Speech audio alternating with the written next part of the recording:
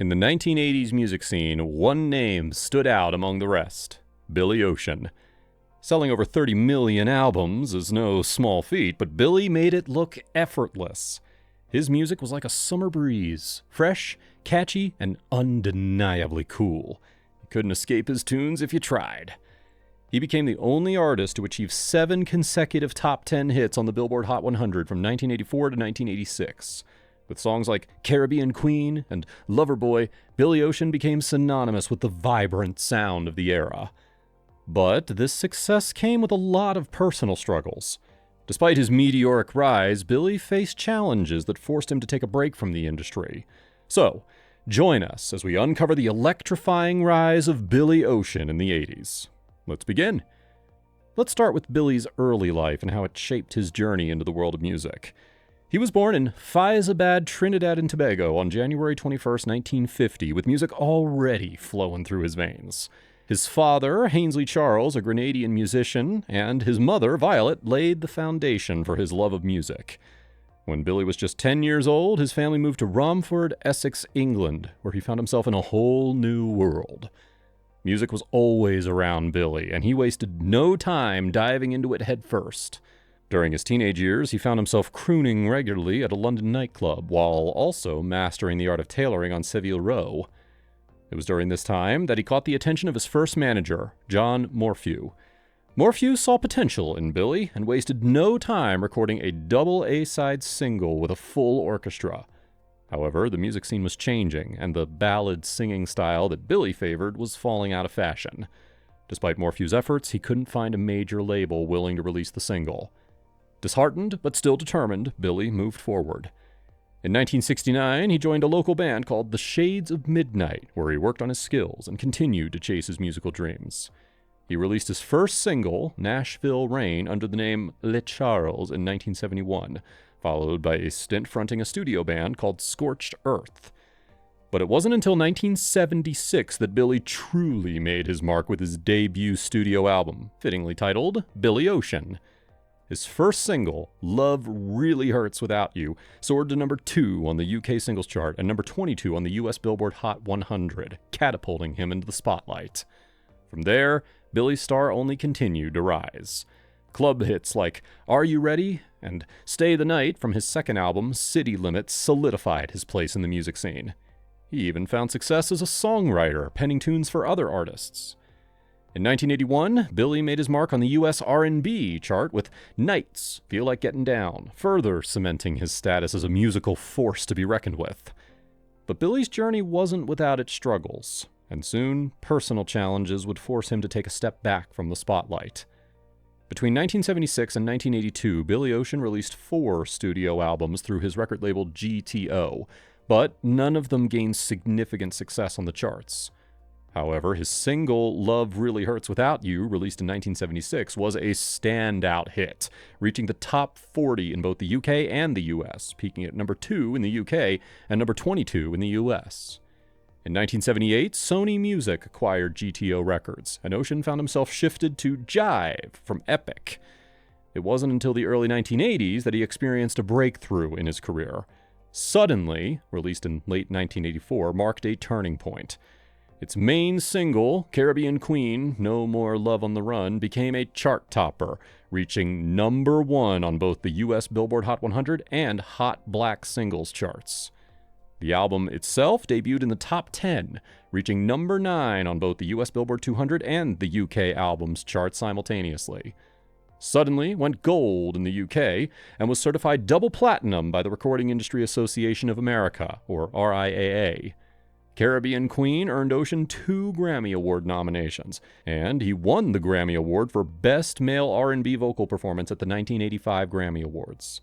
The album's title track also achieved success, peaking at number 4 in both the US and the UK.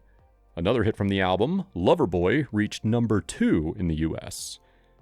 Ocean's 6th studio album, Love Zone, in 1986, continued his streak of success. It included hit singles like When the Going Gets Tough, the Tough Get Going, the theme from the film The Jewel of the Nile, which topped the charts in the UK and reached number 2 in the United States. There'll Be Sad Songs to Make You Cry also reached number 1 in the US and achieved major success in the UK. Despite his success, Ocean faced challenges. In February of 1986, the music video for When the Goin' Gets Tough, the Tough Get Goin' was banned by the BBC due to non-union members appearing in the video. Nevertheless, Ocean remained popular, earning a nomination for the Brit Award for Best British Male Artist in 1987. In 1988, Ocean released Tear Down These Walls, featuring the hit single Get Outta My Dreams, Get Into My Car, which topped the charts. The album was certified platinum, further solidifying Ocean's status as a music industry powerhouse. Now, before we dive into what made Billy Ocean such a hit in the 80s, please smash that like and subscribe button to stay tuned for more engaging content. Billy Ocean's popularity in the 1980s can be credited to the special way his music spoke to people. His songs weren't just tunes you listened to, they were stories that resonated with your heart. Whether you were dancing to Caribbean Queen or swaying along to Loverboy, Billy's music had this incredible knack for making you feel alive, tapping into the emotions of the time and capturing the vibe of the 80s. But it wasn't just his music that drew people in, it was Billy himself. He had this magnetic charm that lit up the stage and drew crowds in like moths to a flame. His smooth voice and effortless style made him not just a singer, but a true performer, someone you couldn't help but admire. What set Billy apart was his ability to blend different sounds and genres, creating a unique sound that appealed to everyone. Whether you were into R&B, pop, or soul, there was something in Billy's music for you. He had this universal appeal that transcended boundaries and brought people together through the power of song. And let's not forget his presence in popular culture. From TV appearances to iconic performances, Billy was everywhere in the 80s. He became a familiar face, a symbol of the times, and a reminder of the joy and energy that defined that decade.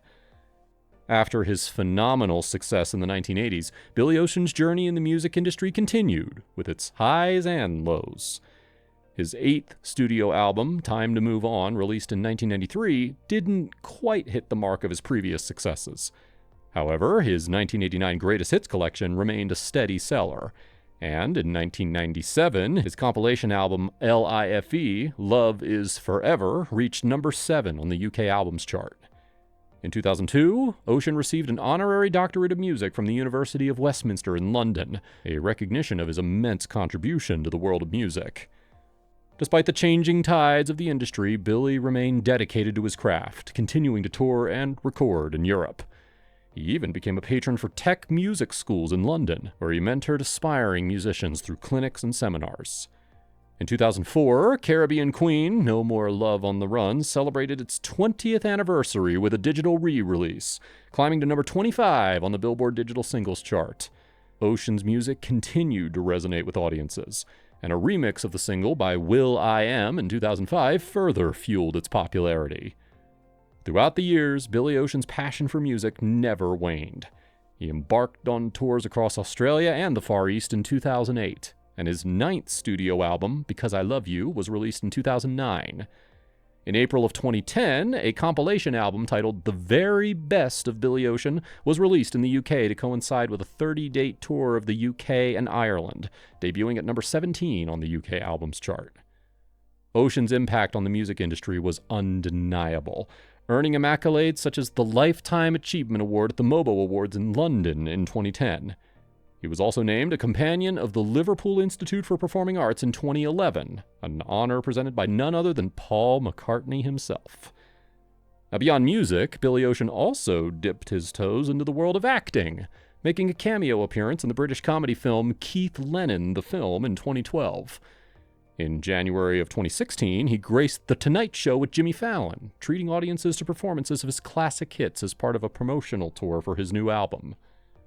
Ocean's journey continued into 2017 with a tour across the UK, and in mid-2019, he returned to the studio to record a new album. One World was initially slated for release on April 17, 2020, but after a delay, it finally hit the shelves on September 4, 2020, marking yet another chapter in the legacy of Billy Ocean. And if you enjoyed this video, don't forget to show your support by giving it a thumbs up and subscribing to our channel for more fascinating stories from the world of music. And hit that notification bell so that you never miss out on our latest episodes. Thanks for watching.